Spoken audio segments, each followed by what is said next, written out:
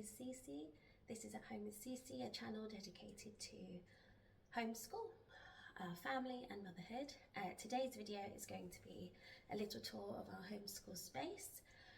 If you saw a previous video of our bookshelf tour, you will have seen that our living space is open, so there's no dedicated home school room, but we do use a space within our living room that is really well carved out for us for our homeschool time, which we use and spend time in mostly when we're indoors, and then obviously outdoors we do all sorts of things. So this isn't going to be a video about the resources and curriculum and things I've made to support our homeschool. It will just be a look at our layout, but I might show you things along the way that I think might be nice to see. And then I will probably do another video where I go deeper, take a more in-depth look at our curriculum and the things we use on a daily basis and things we use for unit studies and so on. And maybe do a video with us doing a lesson together. But my little one's face will not be in the video ever. Alright, so I'm going to flip the camera around in a second and start with the tour. Okay, so I hope you can see, I hope it's not too dark. This is basically the homeschool space that you can see. Everything in the frame is our homeschool spot. We also use the dining table, which is here next to the bookcase.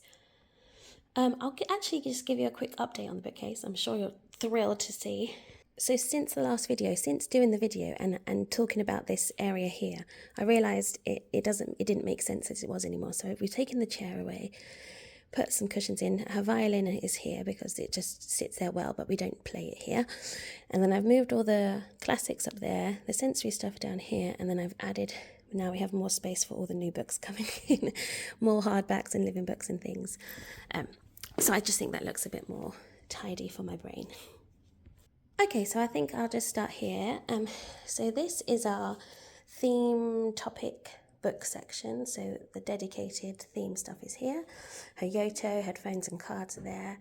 And then all of these books here are our photo books from when she was in my tummy, and then every month since she's been alive. Yeah, it's full of photos, memories, and little messages from me. Here's our unit study area. So obviously it's Africa at the moment. We're going country by country, just really simple look at Africa with music and flags, the map, and colouring countries, and the animals, of course. As she grows, so like next year and the year after when we do Africa again, each time we'll go more in depth, more detailed. And then she will make her notebook for Africa and other continents. This is a little activity we did recently. So I drew the outline of Africa, and then we had these patterned paper from the Montessori family box. I got it last year, we hadn't used it, so she just collaged that with some animal stickers. And while we were doing that, she was listening to African music and having a dance. Love that. Okay, so over here is the maths shelf, and music is included here as well, of course. So we've got maths at the top, some Montessori maths materials here, and homemade number rods, and then we just got some counting and one-to-one correspondence and some geometric solids. Down here we have the bells and just her tub of percussion instruments. On our radiator is like our everyday stuff. So we have emotions and days of the week for her chart that she writes her name, her age. Today is I feel. Here are words of the week, and then this little board here is for her to write out those words. We've got our wooden clock to check on the time with the activities that we do at certain times, and then her little piano, and she's been learning Twinkle Twinkle Little Star. We use this for calm time. Here is sandpaper letters and letters to draw, like practice drawing the shape to get the formation right. This is our morning basket. So inside we have our narration book, our phonics cards, song cards that some that we had with a box that we used to get, which wasn't really good, but the songs were nice, and cards that I've made. Poems about the months and days, and then mindfulness and just calm stuff. So this is what we have in our morning basket at the moment. Nothing huge. She also likes to do her violin in the morning. Okay, then these are our Montessori mats. This is our Montessori shelf. So this is how it's been, as in this, we've had this one since she was a baby. And it works fine for us. Some people have a load more, full of their activities for the month, week, whatever, but this is enough for us. So at the bottom, we have the leftovers of the collage.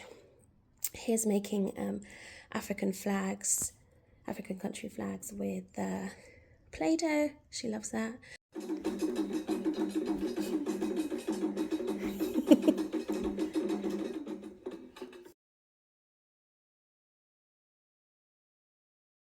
And here is a draw around the Africa shape, and then she can do pin punching. On the floor is the last thing we did use in our movable alphabet, and I wanted to leave it out because it's really cute. Happy Valentine's and all that. There's our calendar and weather. Where is my finger? There. And some other art things we made when she was younger, and our lovely chimes. This is just some string on the wall to the shutter, and this is where we put all her art. At the moment it looks quite bare because we're still building up, and she wanted to keep some in a book or display it somewhere else, so it's not much up there. Sometimes it's full and drooping. On this shelf we have, let me just tell you, the math shelf. These here are our maths and music folders, and this is a quality of numbers folder that I've just finished and we'll get going with soon. So this is Waldorf inspired. So I think that's probably the first lesson I'll show you. Okay, over here, just move those. This is part of the Waldorf lesson. I'm going to use some Skittles to do some pattern making. Okay, so this is our here is some language arts, some Spanish, art history and history of me, and then history of the universe. I've just got it ready. We're not doing that right now. Some puzzles that don't fit anywhere else but there. The Washika reading program cards, which look like this. And then the two bottom ones are puzzles and games. She is loving this at the moment, which is Guess Who? Classic. She loves the rocket game. She loves Connect 4, and these are quite new, so we haven't used those yet. And then puzzles down there. Puzzles in here. Puzzles here. Puzzles here and puzzles here. We are full of puzzles. Then we have a big drawer of animals, Schleich, and some random dinosaurs. And then in here we have some Lanka Kade and some Holt's tiger animals, which I think are so cute. In here we have the Love Every Blocks and some Duplo. So these are like what do you call it? Independent play stuff, free play. Play-Doh all in here, loads of stuff right to the back. Some more puzzles that don't fit anywhere else. And then these drawers are full of my art stuff, except this one, which has some more maths things in. The rest of mine is resources that are not in rotation right now, are in a wardrobe cupboard thing in our bedroom. So when I'm swapping out and changing themes, we have a lot, like boxes stacked on boxes in the cupboard for when we rotate. Here are just more things ready for our quality of numbers lesson for the number 1. Some handmade, that's pretty obviously handmade, and some bought, the numbering Waldorf material. These little boxes on this side and this side are paints and inks for me, but she uses them too. Then we have our scales, another rainbow, puzzle she's had since she was little, and there's 2 of those drawers, boxes. The one behind is for her advent calendar, and the one in front was for when she was learning her initial sounds, but she's like mastered that now, so we don't really use that box anymore unless we're doing something with vowels, for example. Up there, just extra resources like 3-part cards and things, and a skeleton. Then we have some of Maya's art. So this was a forest walk. This is tree rub. Oh no, this is using like different leaves from outside, pegged with a peg on them, and then using them as a paintbrush to make different marks. And she loved that one. And then she decorated it. This is her parts of a tree. She painted this independently, following some basic shapes on here, and then she added the letters in the right order and glued them on to label it. And down here is an old from the autumn tree that we made with collected leaves and stamps and things. This, oh yeah, down there also is her magnetars, which is in every homeschool, I'm sure. We have her easel. This is an outdoor easel, so it's actually not glass, perspex or plastic. Although it might be glass, I think it is glass. So it's wooden glass, so it can be taken outside, but that's obviously for more the summertime. So when we're indoors, we have it. I just put some old IKEA rolled paper, I cut it off, stick it on, and we use it like that. Sometimes we use directly on the glass, but sometimes we want to be able to keep the work, so we use it with paper. This is where we write our plan for the day, and then she gets to tick it off. With our Waldorf-inspired maths lessons, we're going to be using that to draw as we go, and you'll see that maybe. This is her little art shelf. So here we have scrap paper and card and nice paper and her little sketchbooks and some extra big things. Paints, acrylic and watercolour, palettes, and water painting book.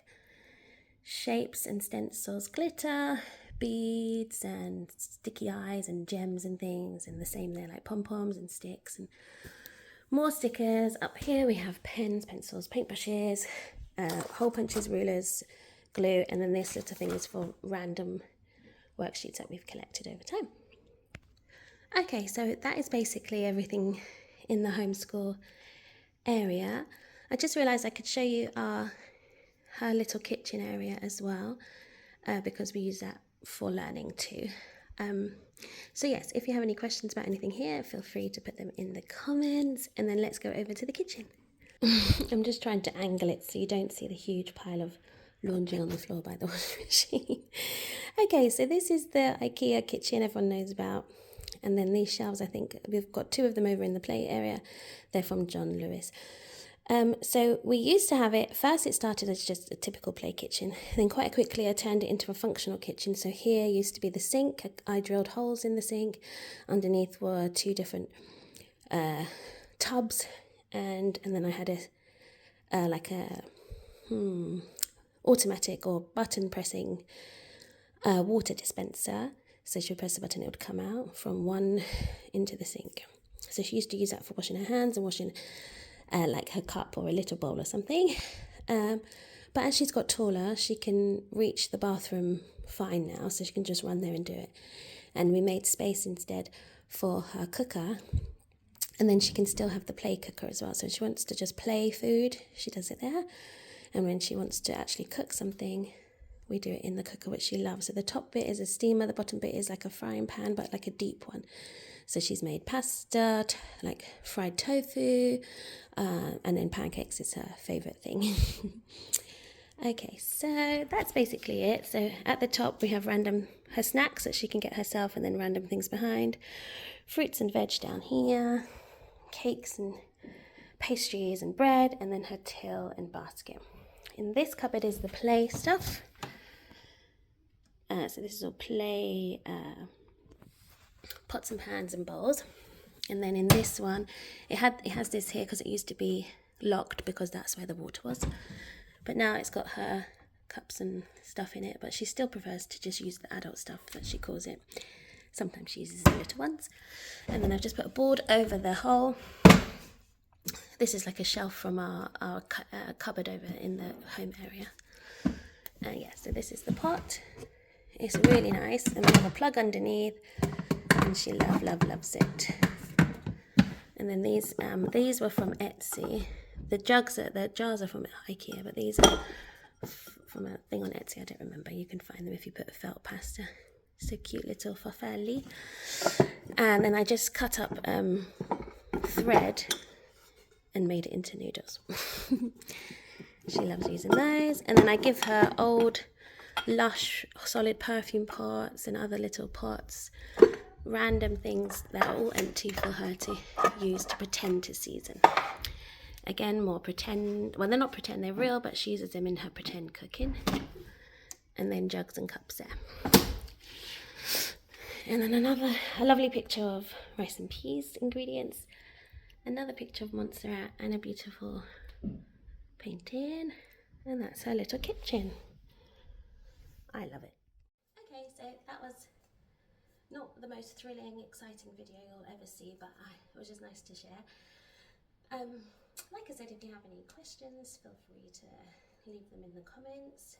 And then I think the next video will be a deep dive into the resources we use, or a lesson with us. But tell me in the comments, if anyone's there, which one you would prefer. And I'll see you in the next one. Thank you.